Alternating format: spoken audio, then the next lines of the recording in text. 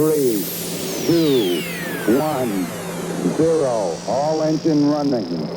Liftoff. We have a liftoff. 32 minutes past the hour.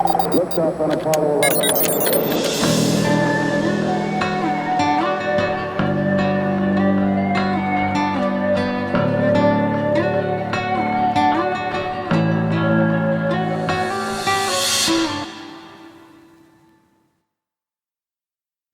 Welcome to Roots of Reality. I'm your host, Ben Baumann, and today I'm going to be talking about the history of tyrants.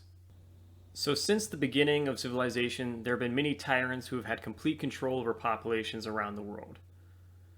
And they would do this, for example, by preventing the freedom of speech and expression, like Henry VIII, the King of England, who executed thousands that disagreed with him in the 16th century, or like the 20th century leader of the Soviet Union, Joseph Stalin, who murdered millions of his own people for showing the slightest bit of opposition to his ideas, or just because Stalin thought that they opposed his ideas even without evidence. Historically, tyrants have also oppressed people for having a different ethnicity, like the former president of Uganda, Idi Amin, who persecuted other ethnic groups and killed over 300,000 people.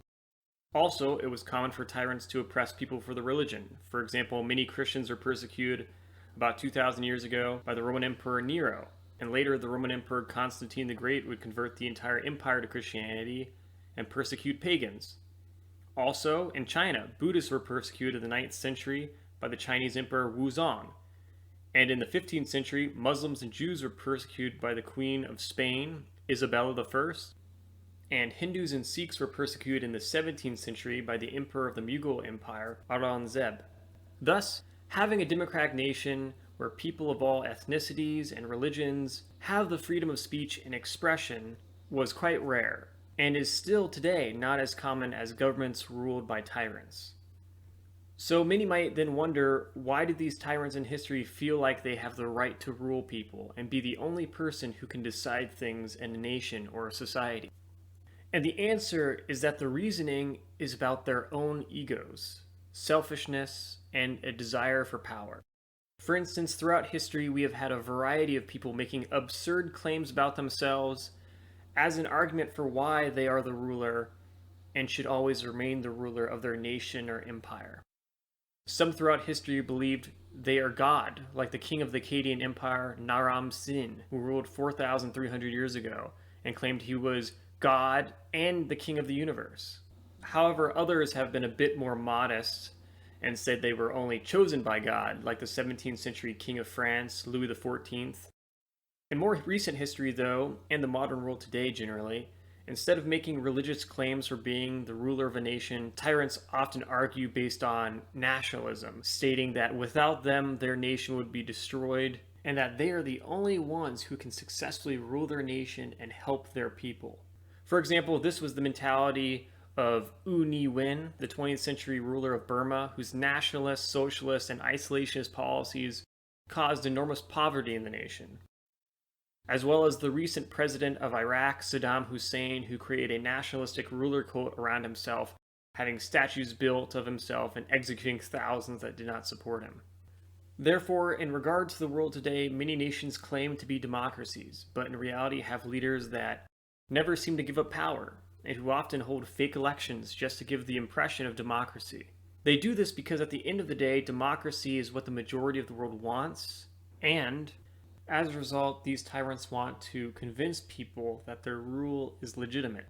They want to convince you that, hey, this is all normal, this is okay, we're having elections, see, even though I'm taking away, 95% of the vote, or 90% of the vote, or even 80%, a pretty high number for most democracies. So, generally speaking, this is how tyrants preserve their power, by trying to convince you that they are democratically elected, even if they're not.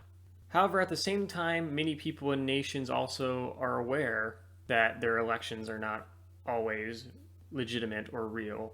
And this brings us to a major strategy used by many tyrants, and that is to rule by fear. By painting themselves as the savior of the nation and trying to brainwash people to think that without them, you and your family will not be safe and won't be taken care of. In fact, it will be a disaster if they are not your ruler. As for those who oppose tyrants, they too are ruled by fear, but in a more personal and threatening way. Unfortunately, though, this is only because instead of being convinced that this tyrannical ruler is the right ruler for them, they are threatened that if they try to challenge the tyrant, if they try to speak out, they and their family's safety will be at risk, because any opposition to this ruler will not be tolerated, which makes people afraid of speaking out, and it makes people live in fear. However, at the end of the day, if you really think about it, the people are not the ones that are most afraid, right? You could be afraid of what the ruler is going to do to your family if you speak out against him, or you can be afraid about what will happen to your nation if the ruler is no longer in power because you have believed so much of that tyrant's propaganda. But the most fearful person in these corrupt nations are not really the people at all. Rather, it is actually the tyrant that is the most fearful. And this is because they are the person who is so afraid of not being in control, not being in power. And they are the ones who can't afford to lose power, because they don't want society to see how corrupt they really are. And this is why they can't handle any criticism. This is why on television you may not see any negative news coverage about them or anything that they do in the country. It's only going to be good news about them and why everyone else sucks. Any opposition sucks and why they're perfect. And so these tyrants will constantly lie to people, threaten, and scare people into supporting their own delusional ideas about how great they are, even though they are just the opposite, because they are ultimately living a lie. And this lie is what makes them so insecure. And it really is quite pathetic and childlike if you think about it, that a human being, an adult human being, can be so mentally weak that anyone that has an opposing view to them is a threat. So then you start to wonder, how can a person possibly develop this way? All of us have gone through life dealing with criticism, and for the most part, it's not really considered to be a bad thing. It's about how you grow and become a better person. It's supposed to help you. But for some reason, in this person's life, they've developed such narcissism that they just cannot handle any criticism. And if they weren't this tyrannical ruler breaking laws and hurting innocent people, you would feel sorry for them. You would think, wow, this person needs help. But instead, they have to hurt other people's lives as well, because they are so mentally damaged that they think that is the right thing to do, because they're blinded by their own selfishness and are incapable of being truly great. In turn, these people only have power if the majority of the people that they rule don't recognize the fact that the tyrant is more afraid of them than they are afraid of the tyrant. Consequently, it is up to the people to make their governments better by finding thoughtful and useful ways to successfully change their governments and replace tyrannical rulers with democratic ones. Because tyrants will not just leave power. That's very rare. Typically, they want to rule for life. And they want you to not call their bluff. They don't want you to realize that they are the ones who are actually afraid of you. And they're more afraid of you than they are of them. Because it's only you that can let them maintain their power and their control over a nation. Therefore, ultimately, it's a game of convincing you that everything's okay and that they are a great ruler that you need. They're constantly trying to sell you on their personality by providing you with fake information. And any leader that is lashing out at criticism of themselves, saying that their criticism's all false, and start making threats against the media and don't provide any evidence as to why the media's accusations or criticisms are wrong, that's someone who is trying to be a tyrant, if they're not already one. Freedom of speech and freedom of expression are allowed in democratic societies, but not tyrannical ones. So it's fine for a ruler to disagree and say, oh, that's not truthful for this and this reason.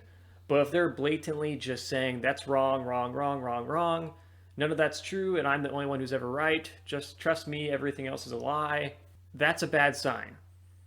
But regardless, however, The even bigger challenge when it comes to replacing bad rulers is to reform governments peacefully while at the same time preventing bloody revolutions that can often just lead to civil wars and the deaths of millions of innocent people, and then possibly lead to a new tyrant, which is also quite common in history.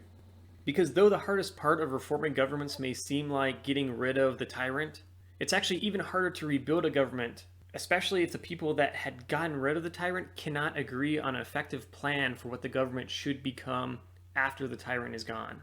So when many people think about revolutions, they might have this, sort of fantasy idea about the American Revolution and how that led to democracy. But if you take the American Revolution out of its historical context and the unique situation Americans were in to create a successful revolution, then you're only giving yourself this false idea of how easy it is to have a successful revolution, if it is not a peaceful one. Because the American Revolution was unique in the fact that the nation was quite far and isolated from the ones they were revolting against, the British Empire. They were across the Atlantic Ocean from the British Empire. And the Americans were also able to agree on a sophisticated plan to create a new government, which is very hard to find. Finding common ground, even amongst people that oppose the current government, is very hard. Additionally, it occurred in a world that did not possess the military capabilities governments and tyrants have today to stop revolutions. Regardless, though, the struggle to reform governments, when done effectively for freedom and a better life, is always worth the effort to make this world a better place. After all, let's not forget that tyrants helped create World War II, and that whenever powerful nations or nations that possess nuclear weapons are run by tyrants, the world is always less safe. So, as always, remember, billions of years led to you, so make the most of it.